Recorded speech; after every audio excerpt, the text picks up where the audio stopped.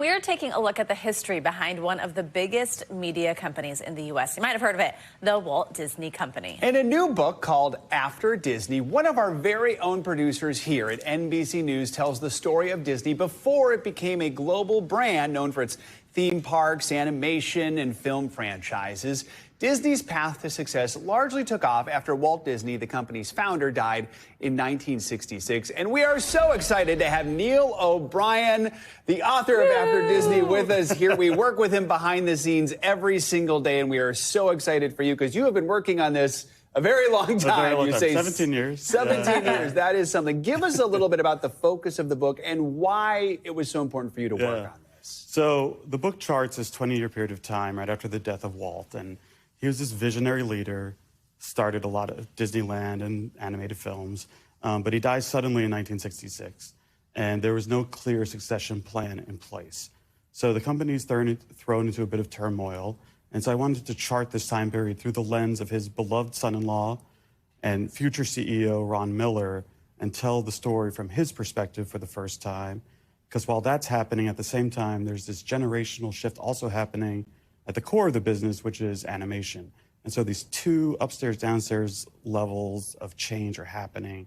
And I knew it'd be rich, and I wanted to tell like a novel and chart like this in a very dynamic way for readers who either are fans of Disney or even people who aren't but just want to read a good book. It totally reads like a novel, Neil. It's fantastic. And there's so much that I was surprised by as a big Disney fan. First of all, the fact that it was like the animation kind of heart of it almost didn't even exist. It almost kind of hit this wall. The way that you chart maybe sort of a little known film now called The Black Cauldron, which like was such a big piece of what was going on behind the scenes. Did anything really surprise you? Yeah, I mean, all those things, but also, you know, Ron Miller's story surprised me a bit because he's sort of the forgotten CEO of Disney. You probably know Bob Iger. Right. You probably know Michael Eisner, but you probably haven't heard that much about Ron Miller, and yet under his leadership, you have things like global theme parks, you have computer animation, home video, a subscription channel, not unlike Disney Plus, but at the time, the Disney Channel,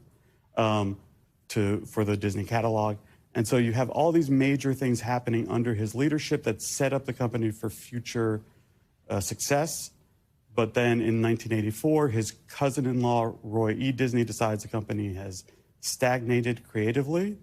And so he decides that Ron Miller should leave the company, and he leads an effort to do that. And so learning how Ron reacts to that forced resignation was totally new to me. And I learned that late in this 17-year journey. Wow. Sounds like a good subject for a book there. When we talk about American culture, I mean, Disney creates culture, it curates culture, it reflects culture. I mean, talk about how, for Disney, culture has evolved with time. Sure. So early in the book, I tell this story that in 1962, Walt and Ron and the rest of the Disney family, they're gathered to watch To Kill a Mockingbird, which is a Universal film.